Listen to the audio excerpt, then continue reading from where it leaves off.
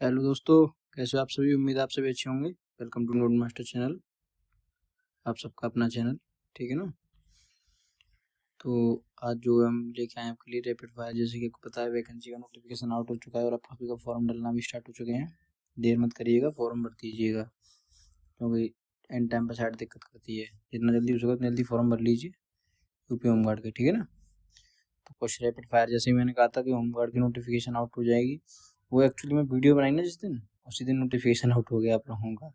वो वीडियो ऐसी की ऐसी रखी हूँ, मैं अपलोड भी नहीं की। फिर मैंने कि अब क्या अपलोड करूँ, मैंने ये कहा था उस वीडियो में, मैंने कि लाओ जैसे कि बच्चों का अभी डेट आउट नहीं हुई है एग्जाम वगैरह की, कुछ डेट तो खैर अभी भी नहीं है, फॉर्म वगैरह आ जाएंगे या कोई नोटिफिकेशन आ जाएगा तब इसकी तैयारी करेंगे, पर पहले वो करा देंगे दिल्ली पुलिस वाली। पर जैसे कि नोटिफिकेशन आउट हो गया, फिर चलो रैपिड फायर को कंटिन्यू करते हैं। बंद भी कर दी थी मैंने 3-4 दिन बीच में, तो रैपिड फायर क्लास चालू है, ठीक कर दी मैंने।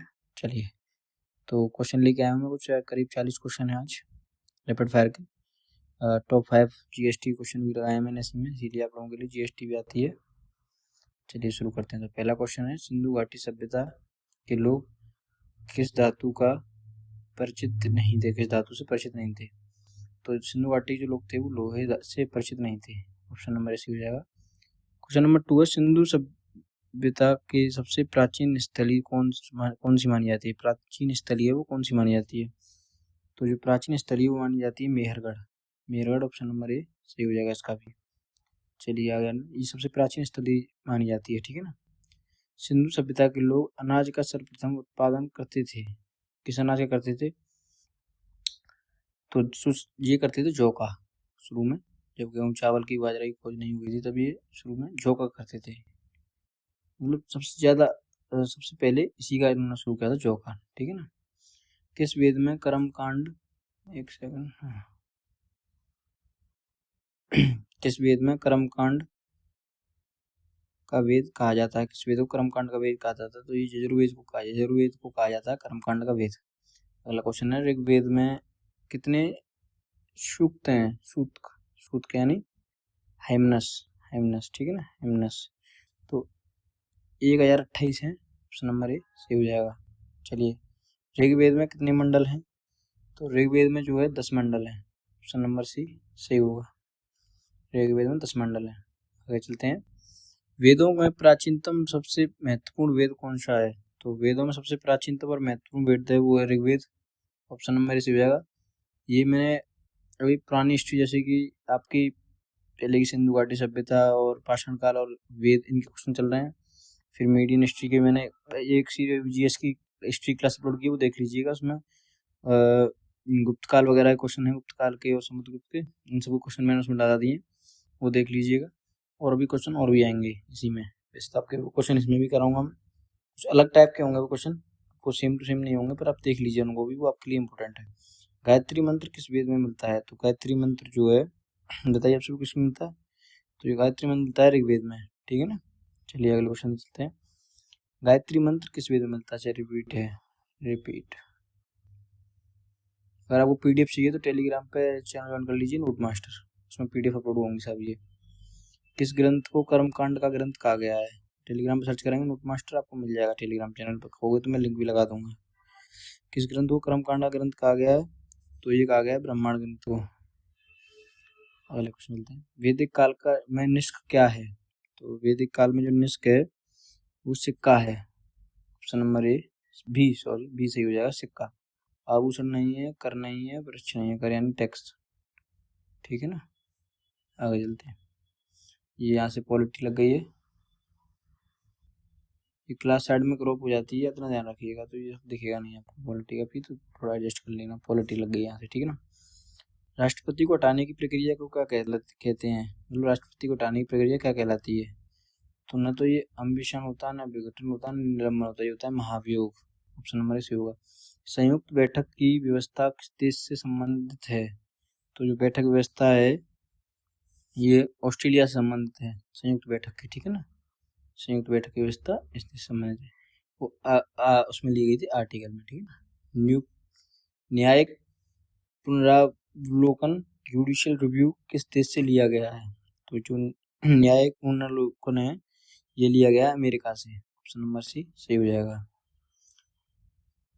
उच्चतम न्यायालय के जज को नियुक्ति कौन कराता है? तो यानी आपका जो है उच्चतम न्यायालय की जो नियुक्ति कराते हैं वो राष्ट्रपति कराते हैं, ठीक है ना। ना तो प्रधानमंत्री, ना सांसद, ना उपराष्ट्रपति, सीधे राष्ट्रपति कराते हैं। भारत में राज्यसभा का स्थायी अध्यक्ष कौन होता है? मतलब भारत में राज्यसभा का स्थायी अध्यक्ष कौन होता है? तो जो भारत में राज्यसभा का स्थायी अध्यक्ष होते हैं वो होते हैं उपराष्ट्रपति, स्थायी अध्यक्ष बनते हैं राज्यसभा के। चलिए क्वेश्चन, आपातकाल संविधान में किस भाग में है? आपातकाल, तो आपातकाल जो संविधान के भाग 18 में है, ऑप्शन नंबर बी सही हो जाएगा। अगला क्वेश्चन, संविधान का संरक्षक किसे कहा जाता है? संविधान का संरक्षक किसे कहा जाता है? तो जो संविधान का संरक्षक है वो सुप्रीम कोर्ट को कहा जाता है। चलिए यहाँ से आगे क्वेश्चन चलते हैं हम। डीपीएसपी क्वेश्चन आ चुके हैं यहाँ से। अब एक सेकंड रुकिए दोस्तों, मैं जरा यहाँ से मैक सही कर लूँ।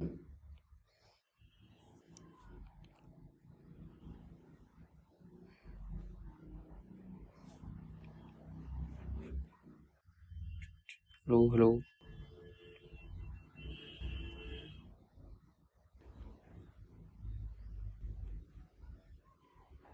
चलिए दोस्तों, डीपीएसपी के संविधान, डीपीएससी राज्य के नीति निर्देशक तत्व किस देश के संविधान से लिए गए हैं? तो ये जो है तो ये लिए गए हैं आयरलैंड से, ठीक है ना। इस क्वेश्चन में डाउट है, थोड़ा मार्क कर लीजिएगा, अगर कोई दिक्कत होगी तो मैं इस क्वेश्चन को दोबारा बता दूंगा, ठीक है ना। राज्य के नीति निर्देशक तत्व किस देश से? ठीक है चलो, वैसे ये आयरलैंड ही है, मैं एक बार और कंफर्म कर दूंगा आपको, आयरलैंड ही है उसमें, ठीक है ना, आयरलैंड कर लीजिए आप। राष्ट्रपति भारत में उपराष्ट्रपति के चुनाव कौन कराता है बताइए आप सभी लोग? तो ये कराते हैं संसद के दोनों सदन, ठीक है ना, संसद के दोनों सदन, सीसी हो जाएगा। संसद किसका संयुक्त नाम है बताइए आप सभी? संसद है वो किसका संयुक्त नाम है? संसद किसका संयुक्त नाम है बताएंगे आप सभी लोग? तो ये राष्ट्रपति, लोकसभा और राज्यसभा, ऑप्शन नंबर डी सही हो जाएगा। चलिए आगे चलते हैं। भारत का सर्वोच्च विधि अधिकारी कौन है? तो ये है अटॉर्नी जनरल, अटॉर्नी जनरल। अगला क्वेश्चन है, पंचायतों को संवैधानिक दर्जा कब मिला बताइए? तो ये मिला 73वें संशोधन, संविधान संशोधन से, ठीक है ना। दर्जा कब मिला है? हाँ, कौन से आर्टिकल में मिला है वो नहीं दिया इसमें, कौन से संशोधन से मिला है वो लिख दे रहा हूँ मैं, कौन से संशोधन से, ठीक है ना। चलिए, मनी बिल का निर्णय कौन करता है? तो मनी बिल का जो निर्णय करता है वो लोकसभा अध्यक्ष करते हैं, ऑप्शन नंबर ए सही हो जाएगा। अगला क्वेश्चन है, राज्यसभा के लिए सदस्य बनने की न्यूनतम आयु कितनी है? तो राज्यसभा का सदस्य बनने की न्यूनतम आयु आपकी 30 वर्ष होनी चाहिए।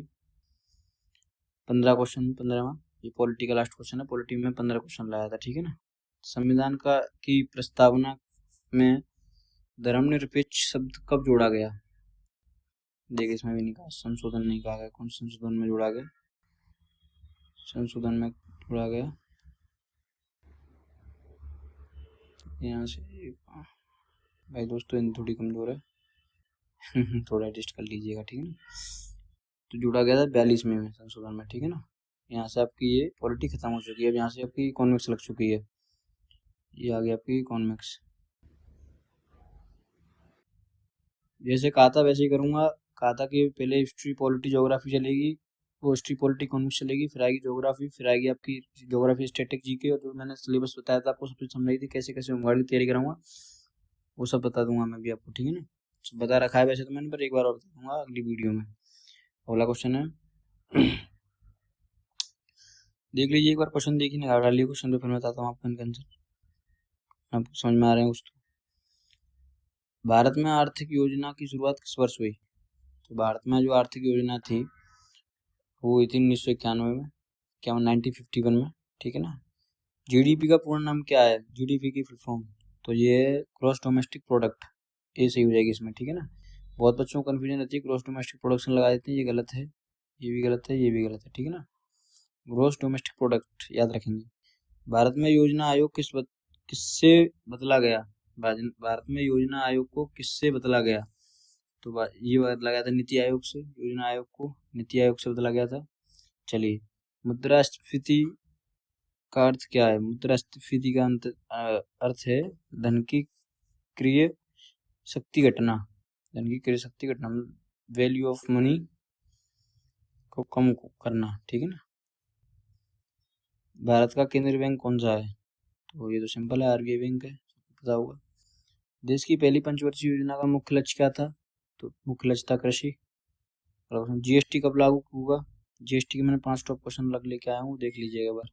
तो 1 जुलाई 2017 को, बहुत लोगों को कन्फ्यूजन भी रहता है इसमें, याद रखिएगा 1 जुलाई 2017। हटा देता हूँ मैं, आप लोग ध्यान रखेंगे एक बार, 1 जुलाई 2017 को।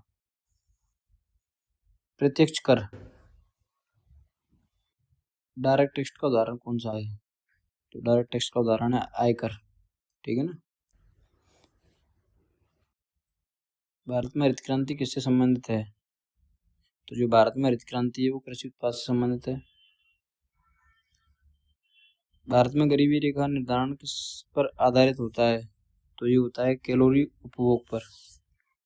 सीधी हो जाएगा। यहाँ से टॉप 5 जीएसटी क्वेश्चन लग चुके हैं। जीएसटी कब लागू हुआ?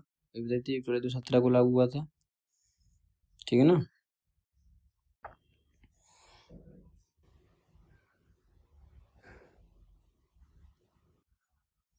जीएसटी किस प्रकार का टेस्ट है?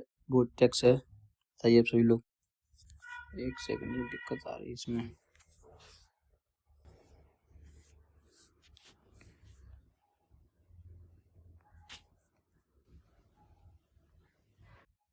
हाँ चलिए दोस्तों, जीएसटी किस प्रकार का टैक्स है, बताइए। तो प्रत्यक्ष कर टैक्स है, अप्रत्यक्ष कर टैक्स है, संपत्ति टैक्स है, या पूंजी का टैक्स है? तो जीएसटी जो है मुख्य रूप से अप्रत्यक्ष कर होता है ये, ठीक है ना, अप्रत्यक्ष टैक्स है। अब सीजीएसटी का अर्थ क्या है? मतलब central goods and service tax, ये सही हो जाएगा इसका, ठीक है ना। जीएसटी में किस संविधान का संशोधन द्वारा लागू की गई, बताइए। जीएसटी को किस संविधान, बताइए संशोधन।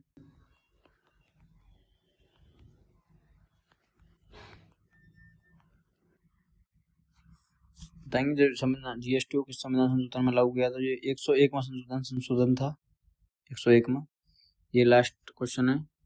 एक राष्ट्र एक कर की अवधारणा किससे जुड़ी हुई है? तो एक राष्ट्र एक कर की अवधारणा जीएसटी से जुड़ी हुई है। यहाँ आपके 5 क्वेश्चन कंप्लीट हो चुके हैं। देख लीजिएगा, और किसी क्वेश्चन में कोई मिस्टेक तो वैसे नहीं हुई है, अगर हो गई हो तो मुझे कमेंट बता दीजिए ना, ठीक है ना। क्योंकि मैं क्लास को साथ के साथ वो नहीं करता हूँ, पहले से नहीं पढ़ के रखता हूँ। जो मेरे नीचे पीडीएफ वगैरह बनाते हैं मैं दे देता हूँ क्वेश्चन को,